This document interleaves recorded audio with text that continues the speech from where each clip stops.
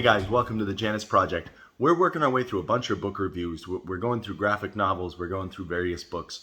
And as you know, I've spun most of my book reviews over onto my other channel, Tomes. Still a part of the Janus Project, but again, we're focusing on just kind of, hey, let's just talk about books, just books in general.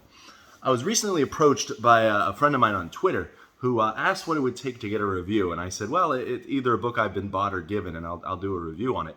And so he asked if I'd do a review of one of his books. Now, I've been keeping my eye on this book. I've been wanting to invest in it. And so it was fortunate that I was approached and asked to do this as well. The book is called Chronicles of Faith. And specifically, it's Chronicles of Faith, David. Now, before I get into it, I want to kind of unpack my reaction going into this.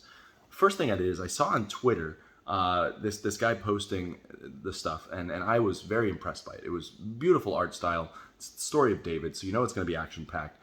And so I was very, very interested. And so what I did is I saved it in one of my tabs, and I was meaning to go back and work on this.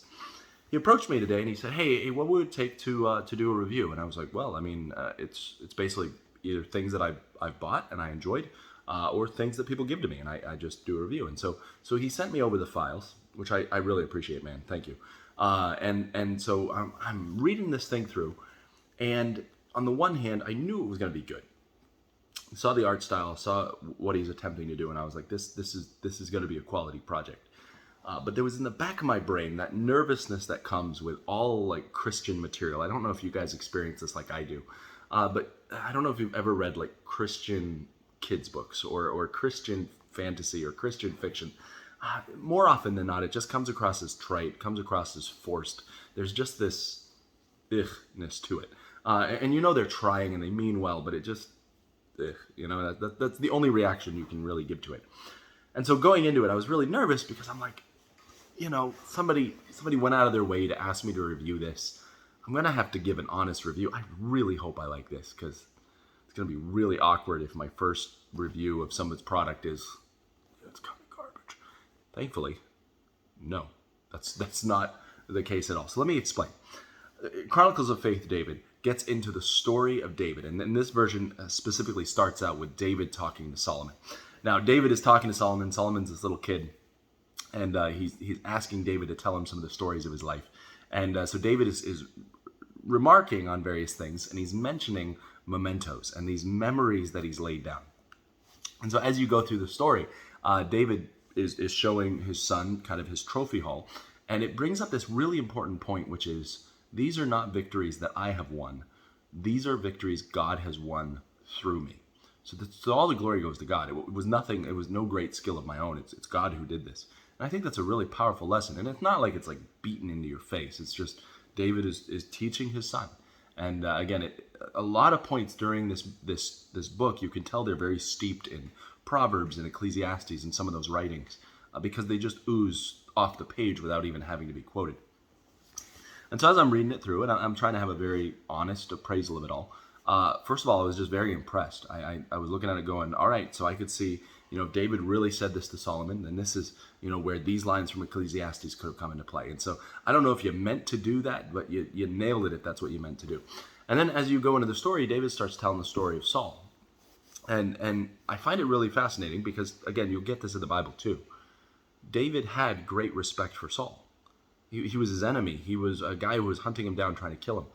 But David has this amazing respect for Saul, and it comes out in the book. And it's not just like this, I have to respect it because, you truly don't get any sense that David was his enemy. And that is exactly the sense you don't get in the Bible as well. And so I find it really, really cool. That was great characterization. You nailed that. Well, as he continues with the story, he's bringing up various other aspects.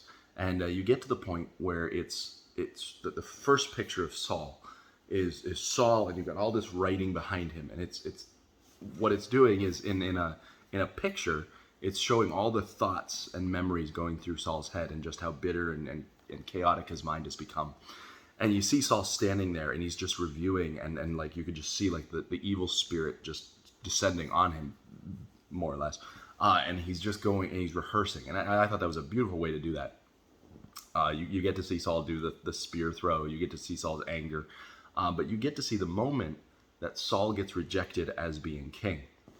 And I thought this was really, really powerfully done. Let me explain. Initially, as I read the lines put in Saul's mouth, I was kind of like, you're making Saul out to be kind of a wuss, a weakling. And then it hit me. He was. Like he was. Saul was a wuss. Saul was a weakling. You read the account of Saul in the Bible, and what do you get? You get a guy who was driven by others' opinion of him. He was anointed as king, and he's like, I can't do this, and he went and hid. And then he's going along, and I mean, he just does stuff impetuously, and you're like, what did you just do that for, Saul? You almost got your son killed. And then it's the people who stand up against him who get him to get in line. And so I'm reading this graphic novel, and my initial reaction is, wow, Saul's kind of whiny. But then I'm like, because that's who he is. Like, that's his character in the Bible. And so I thought that was extremely well done. I would recommend go pick this up. All right, this is just my initial reaction. This is my raw, unedited. This is my first take on what you need to think about this. The art is great. The storyline is great so far. I know they're pulling from the Bible, but they did a really, really good job of capturing these characters. And I think the lessons, they're just solid. They're really, really good. Again, the characters are good. The art is good. This is going to be a quality project. And so I'd recommend go support this thing. Again, I'll put some links in the description so you can go follow. They're doing some campaigning on Indiegogo and things like that right now. And so go take a look. Take the time to invest in a project. Back up these things. Again, we need quality entertainment. We need quality literature. And if you're going to back some project over here, go back it over here as well. And so this is just my initial take. I'm going to dig in a little deeper as I continue reading these. But I really wanted to just get you raw, unfiltered. Like, this is just what I think of the book so far. And guys, I'm impressed. So thanks for sending it over. I'll keep working on it. I'll put together a little bit more so you guys can get a better picture of what you're dealing with when you back this project and when you support them. But again, so far, very, very well done.